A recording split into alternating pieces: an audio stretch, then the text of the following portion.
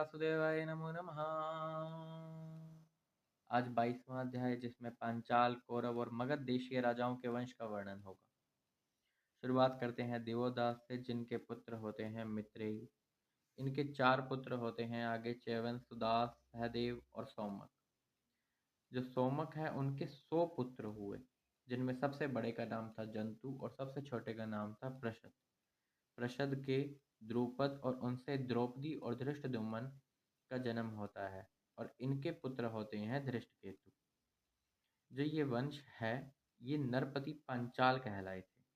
तो जिनके नाम पर यह अध्याय का नाम है पांचाल, तो वो इन्हीं वंश को ही बोला गया है। आगे वंश बढ़ता है अजमीर, जिनके ऋषक और आगे सनवर्ण। जो सनवर्ण है उनका विवाह होता है सूर्य की कन्या उनकी पुत्री तप्ती से, और उन दोनों से कुरु का जन्म होता है। और ये कुरु और कोई नहीं, कुरुक्षेत्र के स्वामी होते हैं। और इन कुरु के होते हैं आगे 4 पुत्र, परीक्षित, सुधन्वा, जहनु और निषिधाश्व। अब सुधन्वा के वंश के बारे में जानिए। सुधन्वा सुधन्वा के होते हैं आगे सुहोत्र। इनके च्यवन, कृति और उपरेचर वसु। इनका आगे योगदान है थोड़ा सा, तो इस नाम को ध्यान रखें। बृहव्रत। इनके आगे वंश के बारे में जानिए। कुशाग्र, ऋषभ, सत्यहित, पुष्पवान और जहु। यहाँ से आगे जरासंध की बात होती है, लेकिन इसके बीच में जो बात है पहले वह सुनिए। जो बृहभद्र हैं इनकी दूसरी पत्नी से एक पुत्र की प्राप्ति इनको होती है। अब वो पुत्र होता है 2 हिस्सों में बटा हुआ, यानी उसके 2 टुकड़े होते हैं और माता के कहने पर उसे बाहर फिकवा दिया जाता है। और उसी समय जरा नाम की एक राक्षसा आती है और उसे देखकर कहती है जियो जियो, और वह 2 टुकड़े जुड़ जाते हैं और उसी वजह से उसका नाम पड़ता है जरासंध। जरासंध का आगे सहदेव, सोमापी और श्रुतशव। अब जो हमने पढ़ा था कि कुरु, जो कि कुरुक्षेत्र के स्वामी थे, उनके 4 पुत्र थे और उन्हीं में ही एक थे जहनु। अब उनकी बात करते हैं। जहनु के सुरथ, विदुरथ, सार्वभौम, जयसेन, राधिक, अयुत, क्रोधन, देवातिथि, ऋष्य, दिलीप, प्रतीप। जो प्रतीप हैं उनके 3 पुत्र होते हैं, देवापी, शंतनु और बहालिक। ये शंतनु जो हैं ये राज्य संभालते हैं, और इसका कारण ये होता है कि बड़े भाई जो देवापी हैं ये वन में चले गए, जबकि बड़े भाई के रहते छोटा भाई राज्य नहीं संभाल सकता। लेकिन देवापी ने निश्चय किया कि यह सब मुझे नहीं चाहिए, तो मैं तो वन में जा रहा हूँ, तो यह वन में चले गए। तो कुछ समय व्यतीत होता है और इनके राज्य में वर्षा होनी बंद हो जाती है। तो लोग वहां पर यही कारण बताते हैं वर्षा ना होने का, कि तुम परिवेता हो। शंतनु को कहते हैं कि तुम परिवेता हो। तो परिवेता क्या होता है वह जानिए। जो पुरुष अपने बड़े भाई के रहते अपने उससे पहले विवाह कर ले, या अग्निहोत्र का संयोग करता है, जैसे कि शंतनु ने राज्य संभाला था, तो उसको परिवेता बोलते हैं। तो शंतनु ने गलत किया, ऐसा वहां के लोगों का कहना था। तो शंतनु को कहा गया कि तुम जाओ देवापी के पास और उसको मना के लाओ, राज्य दो, अगर तुम राज्य का उद्धार चाहते हो, तरक्की चाहते हो, उन्नति चाहते हो। तो शंतनु अपना अगले दिन जाने ही वाले होते हैं कि उससे पहले वहां के जो मंत्री हैं कुछ सैनिक भेज देते हैं देवापी के पास, और उनको जाकर अलग अलग तरह की बातें बता देते हैं, भड़का देते हैं उनके मार्ग से। और वो भटका हुआ मार्ग होने की वजह से जैसे ही अगले दिन शंतनु देवापी के पास जाते हैं, वह कुछ अलग ही वचन बोल रहे होते हैं उनके आगे। और जब वहाँ के लोग यह सब सुनते हैं तो वह अपने अधिकार से ही वंचित कर देते हैं उसे। तो देवापी को अब अधिकार ही नहीं है कि वह राज्य संभाले, तो सबसे बड़े हुए शंतनु। तो शंतनु ने ही राज्य संभाला और वो परिवेता कहलाए थे। आगे जानिए। जो शंतनु थे उन्होंने गंगा जी के गर्भ से भीष्म, गंगा जी से उन्होंने अपना विवाह किया, तो उनका अब जन्म होता है भीष्म का। और भीष्म बड़े ही शक्तिशाली भी होते हैं और परम प्रेमी भी होते हैं।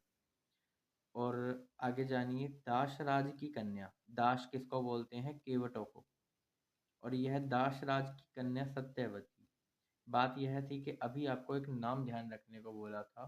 तो वह जो थे उन्होंने अपने वीर्य से एक मछली के गर्भ द्वारा एक कन्या उत्पन्न की थी, लेकिन वह कन्या दाश के द्वारा पाली गई थी, केवटों के द्वारा पाली गई थी, इसलिए वह दाश राज की कन्या कहलाई, जिसका नाम था सत्यवती।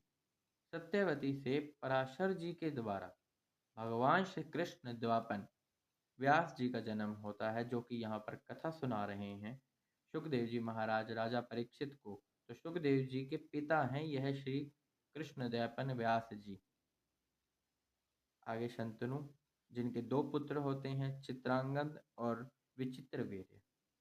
विचित्रवीर्य जो होता है, इसकी दो पत्नियां होती हैं और वो काशीराज की कन्या होती हैं और उनका नाम है अंबिका और अंबालिका।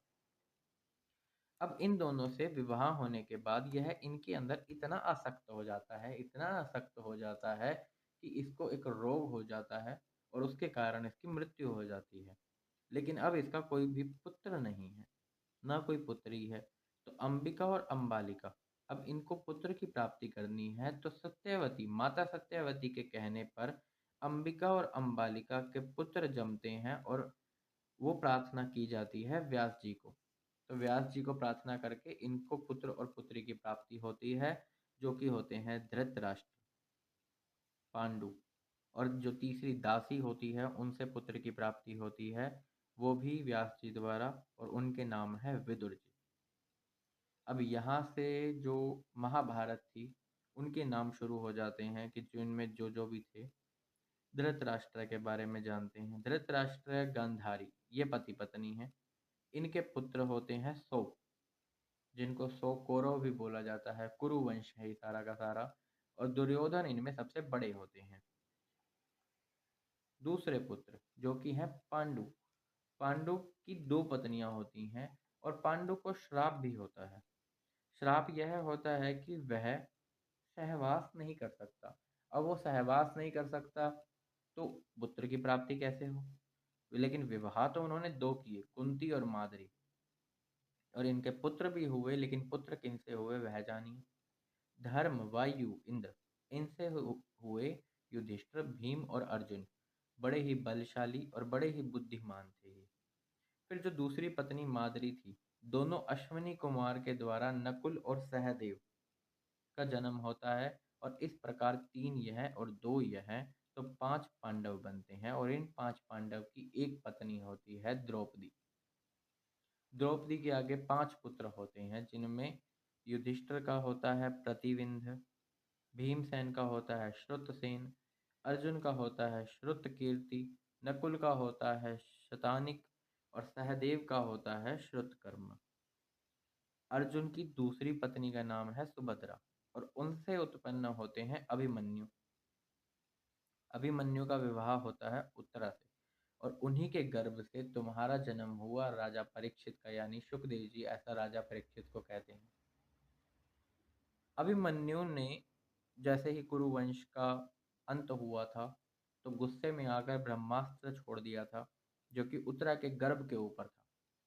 अब उत्तरा का गर्भ हो गया उसे नष्ट, लेकिन भगवान श्री कृष्ण के प्रभाव के कारण राजा परीक्षित मरे नहीं थे।